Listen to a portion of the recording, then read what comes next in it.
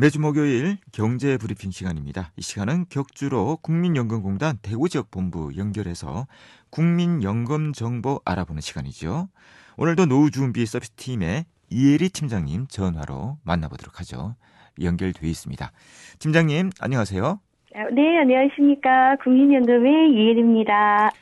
지난 시간에는 유족연금에 대해 알아봤는데요. 자, 오늘은 장애연금에 대해 말씀해 주실 거죠. 네, 국민연금에서 연금으로 받을 수 있는 급여는 노령연금, 유족연금, 장애연금이 있는데요. 노령연금과 유족연금에 대해서는 알아봤으니 오늘은 장애연금에 대해서 말씀드리겠습니다. 장애연금은 어떤 연금인지 먼저 내용을 좀 살펴보도록 하겠습니다.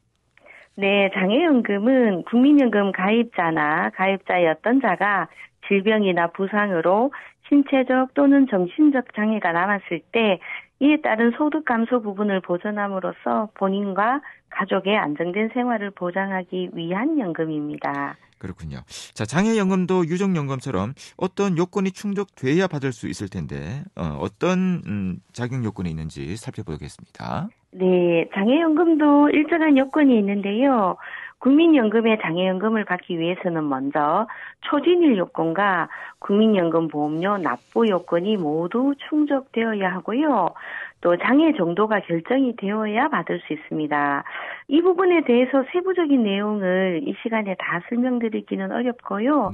이러한 일정한 요건이 있다 정도로 알고 계시면 될 것 같습니다. 그렇군요. 자, 장애연금의 해당 여부도 간단하게 알 수는 없을 것 같은데, 예를 들어 암을 이제 진단받은 분이 있다면 이 장애연금은 언제 청구가 가능한 겁니까?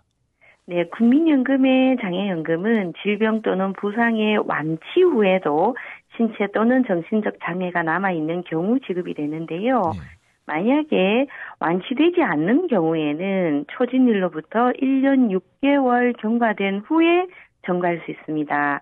그리고 여기서 완치란 질병이나 사고 이전의 상태로 돌아가는 것을 말하는 것이 아니라 의학적으로 치유되었거나 더 이상 치료 효과를 기대할 수 없는 경우로서 그 증상이 고정되었다고 인정되는 경우 등을 말합니다. 네.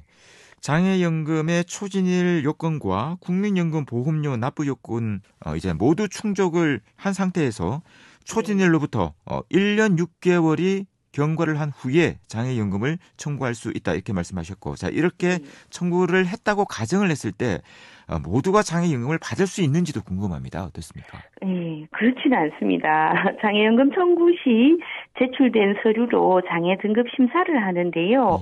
국민연금 장애 심사 규정에 따라 전문 의사의 의학적 자문을 실시하고 그 결과를 바탕으로 공단에서 결정을 합니다. 이때 1급에서 4등급에 해당이 되면 지급이 되지만 등급 외로 결정나면 장애연금에 해당되지 않습니다. 그러면 국민연금 장애 등급 1에서 4등급에 해당이 된다면 장애연금으로 어느 정도 받게 되는 겁니까? 지난 시간에 말씀드린 기본연금액 기억나시죠? A값, B값, 가입 월수, 소득 대체율에 따라 계산되는 그 기본연금액에 대해서 지급이 되는데요. 장애연금은 기본연금액의 장애 등급에 따라 지급됩니다.